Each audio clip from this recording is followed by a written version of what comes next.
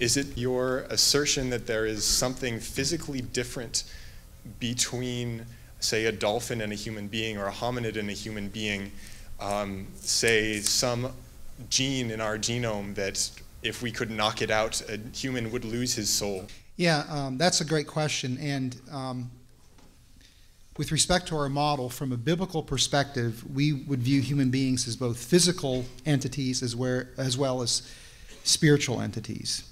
And the spiritual aspect of our nature, I think, in some respects, is perhaps beyond direct scientific observation. But what we can do is indirectly, I think, test for the existence of what we would call the image of God, or what Scripture calls the image of God.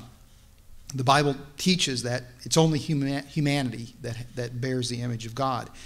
Now, the Bible doesn't define what the image of God is. It just simply makes that statement. And over the centuries, theologians have debated and discussed what the image of God is.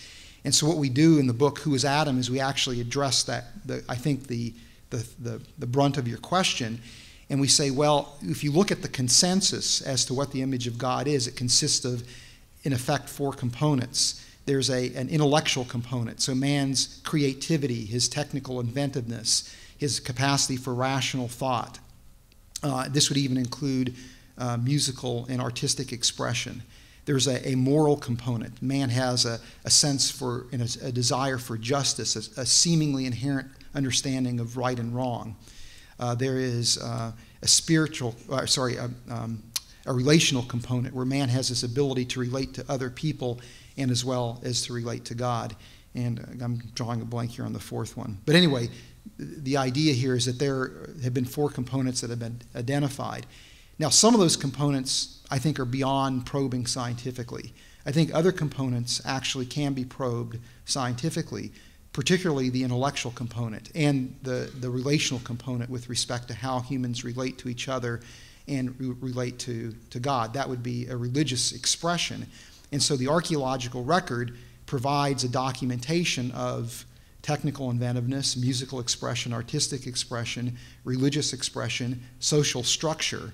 And so you could argue that if human beings are made in the image of God, that there are certain behaviors that would manifest from the image of God that would be left behind as artifacts in the archaeological record. So the archaeological record becomes a way to probe, if you will, for when the image of God would appear, who would, in principle, possess that characteristic.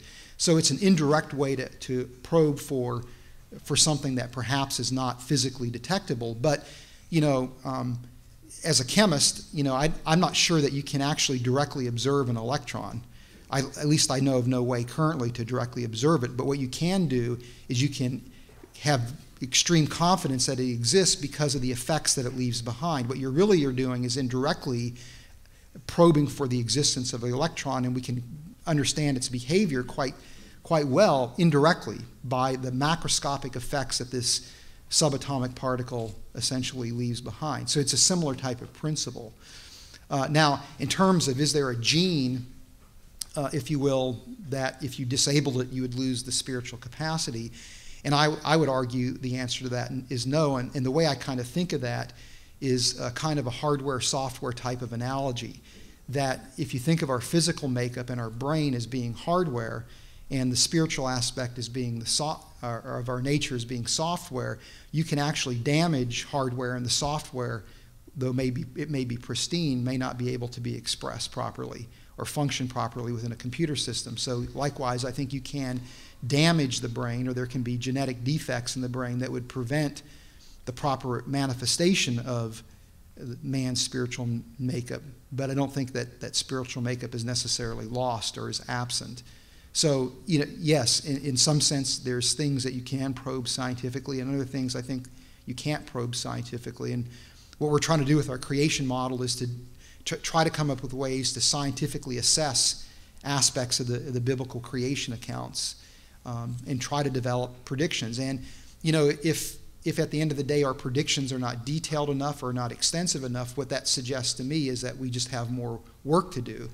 I mean, our view is that we bear the burden of producing a model that would be recognized by the scientific community as being a legitimate scientific model. And if tonight we haven't convinced our two colleagues here, our two panelists, then it means that we have more work to do. But I think hopefully we've demonstrated that at least we can take we've taken substantial steps towards that end, if not being at the final point in the process.